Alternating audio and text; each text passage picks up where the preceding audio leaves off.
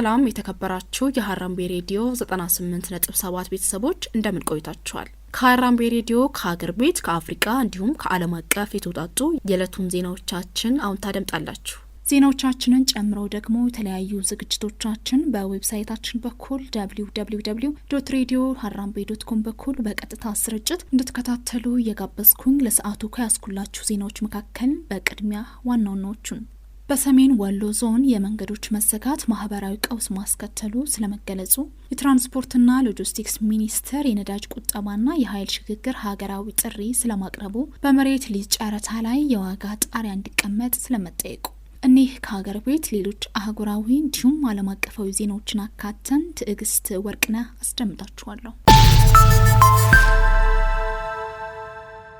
በሰሜን ወሎ ዞን የመንገዶች መዘጋት ማህበራዊ ቀውስ ማስከተሉ ተገለጸ።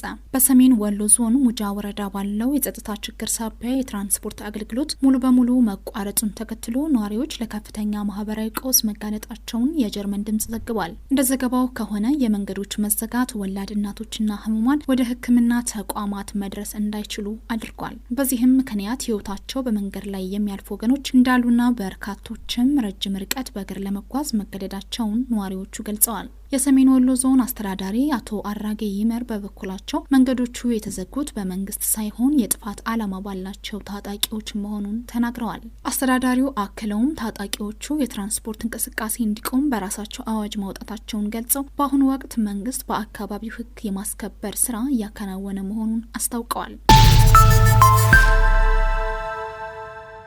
የትራንስፖርትና ሎጂስቲክስ ሚኒስቴር የነዳጅ ቁጠባና የኃይል ሽግግር ሀገራዊ ጥሪ አቀረበ።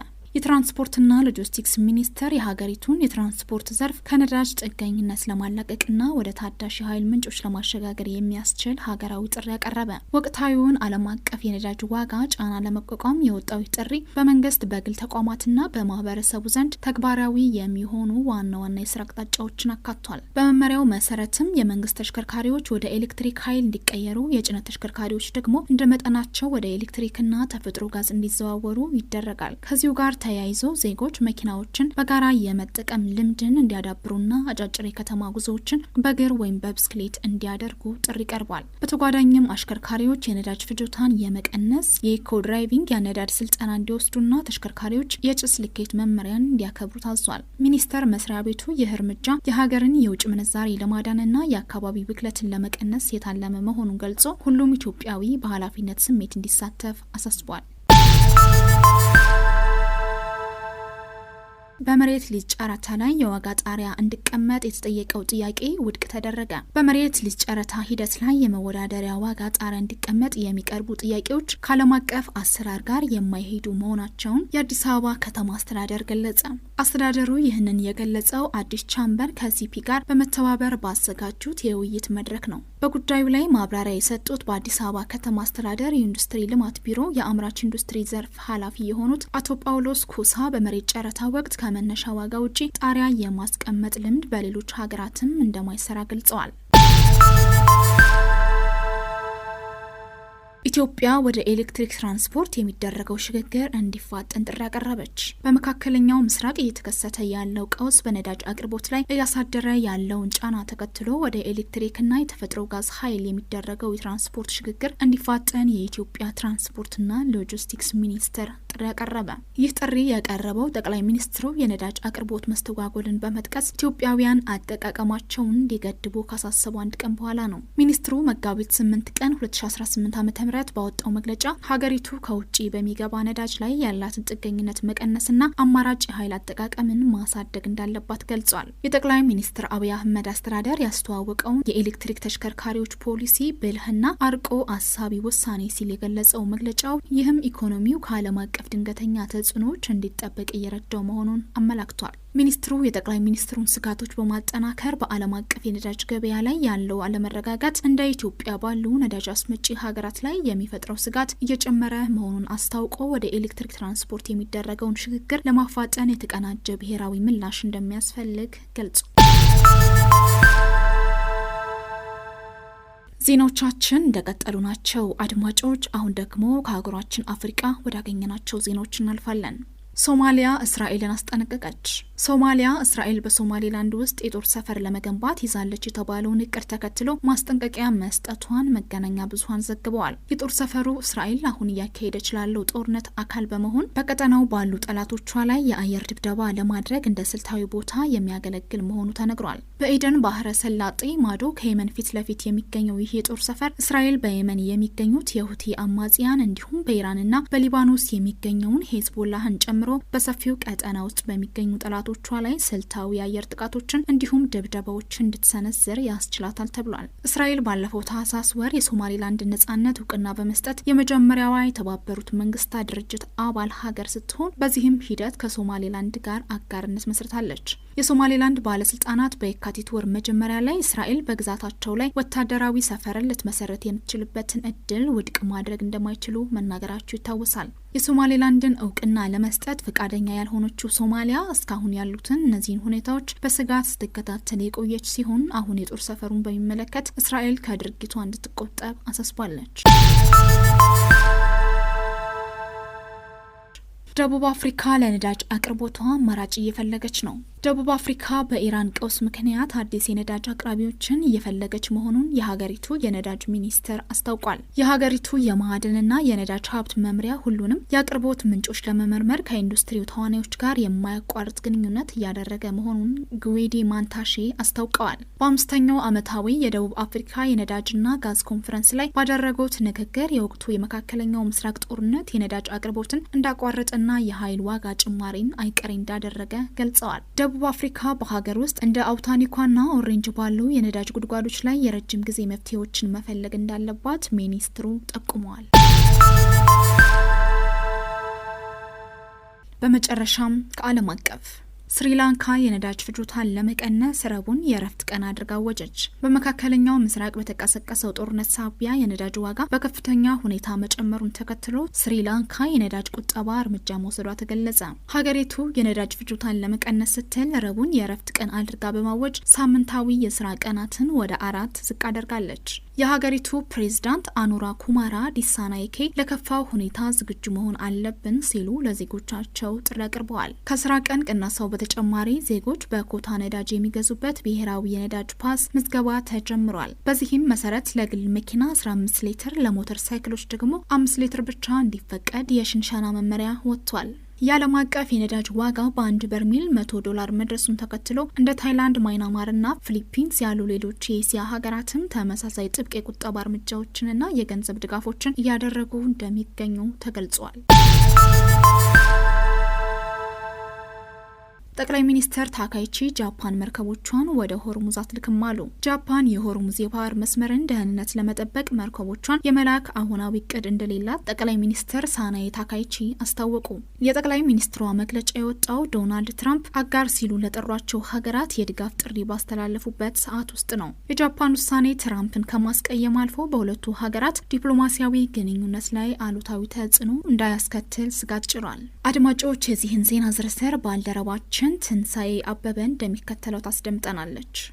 ጠቅላይ ሚኒስትር ኢታካይቺ በፓርላማ ባደረጉት ንግግር የባህር ኃይል መርከቦችን ስለመላክ እስካሁን ያሳለፍነው ምንም አይነት ውሳኔ የለም፣ በህጋዊ ማዕቀፍ ውስጥ ነን፣ በተናጥል ምን ልናደርግ እንችላለን የሚለውን ገና እየመረመርን ነው የሚል አስተያየት ሰጥተዋል። ትራምፕ ቅዳሜ ዕለት በማህበራዊ ሚዲያ ባስተላለፉት መልእክት ቻይና፣ ፈረንሳይ፣ ጃፓን፣ ደቡብ ኮሪያ፣ እንግሊዝና ሌሎች ወደ ቀጠናው መርከቦችን ይልካሉ የሚል ተስፋ እንዳላቸው ቢገልጹም ታካይቺ ግን እስካሁን ለቶኪዮ የቀረበ ይፋዊ ጥያቄ የለም ባይ ናቸው። ይሁን እንጂ የጃፓን መንግስት አስፈላጊውን ምላሽ ለመስጠት የሚያስችሉ መንገዶችን እያጤነ መሆኑንም ጠቁመዋል። ታካይቺ ባለፈው ዓመት የጃፓን ርዕሰ ብሔር ከሆኑ ጀምሮ ከትራምፕ ጋር የቅርብ ወዳጅነት መስርተዋል። የሰጡት ምላሽ ግን ወዳጅነታቸውን አያጸናም የሚሉ አስተያየቶችን አስከትሏል። በእርግጥ ሁለቱ መሪዎች ሐሙስ ዕለት በዋሽንግተን ዳግም ይገናኛሉ ተብሎ ይጠበቃል። ያኔ የአቋም ለውጥ ያመጡ ወይም ውሳኔያቸውን ያለሳልሱ ጊዜው ሲደርስ የሚታወቅ ቢሆንም ለፖለቲካው ዓለም ትኩሳት ግን ከወዲሁ እንደ ሙቀት መለኪያ ተቆጥሯል። ጠቅላይ ሚኒስትር ታካይቺ የአሜሪካንን ፍላጎት ቢፈልጉትስ የጃፓን ህገ መንግስት እንደ አይነት ውሳኔ እንዲያሳልፉ ይፈቅድላቸዋል ወይ የሚለው ጥያቄ መነሳቱ አልቀረም። ከሁለተኛው ዓለም ጦርነት በኋላ የተቀረጸው የጃፓን ህገ መንግስት ዓለም አቀፍ አለመግባባቶችን ለመፍታት ጦርነትን እንደ አማራጭ መጠቀምን ይቃወማል። በእርግጥ ታካይቺ የጃፓንን የመከላከል አቅም ለማሳደግ ህገ መንግስቱ እንዲሻሻል በጽኑ ሲከራከሩ ቆይተዋል። ግን ክርክራቸው ተቀባይነት ቢያገኝ እንኳን ለትራምፕ አሁናዊ ጥያቄ አሁናዊ ምላሽ አይሰጥም። ዞሮ ዞሮ የጃፓን ውሳኔ በሁለት ጽንፎች ላይ ተወጥሮ ይቆመ ይመስላል። አንድም ህገ መንግስታዊ ድንጋጌያቸውን በማክበር ሌላም ከአሜሪካ ጋር ያላቸውን ወዳጅነት ጠብቀው በማቆየት ከኢራን ጋር ለዘመናት የገነባቸው ዲፕሎማሲያዊና የንግድ ግንኙነትም እንዲበላሽ አትፈልግም። ይሄም የጃፓንን ውሳኔ እንዳላቅፈው ፈጀኝ እንዳልገፋው ቆጨኝ አይነት አድርጎታል። ትራምፕ ከጠቅላይ ሚኒስትር ታካይቺ ጋር ነገሮችን በማብረድ ወዳጅነት ለመመስረት የሚጥሩ ይምሰሉ እንጂ በጃፓን ላይ ውሎ ያደረ ቅሬታ አላቸው። በሀገራቸውና በጃፓን መካከል የተደረሰው የደህንነት ስምምነት አንዱን አራቅቶ ሌላውን አብልቶ የቆመ ነው የሚሉት ትራምፕ ጃፓንን የመጠበቅ ግዴታ አሜሪካ ትከሻ ላይ ሲወድቅ፣ ጃፓን ግን አሜሪካ ብትጠቃ የመርዳት ህገ መንግስታዊ ግዴታ አላስቀመጠችም በማለት ይታቻሉ።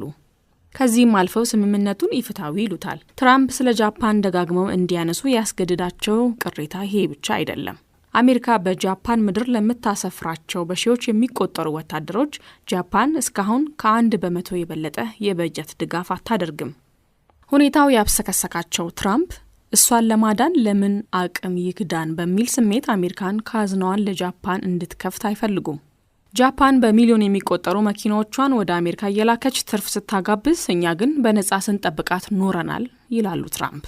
ስለዚህ ለደህንነት ጥበቃቸው በቂ ክፍያ ካልከፈለች አሜሪካ ወታደሮቿን ከጃፓን ልታስወጣ እንደምትችል ማስፈራራታቸው አይዘነጋም።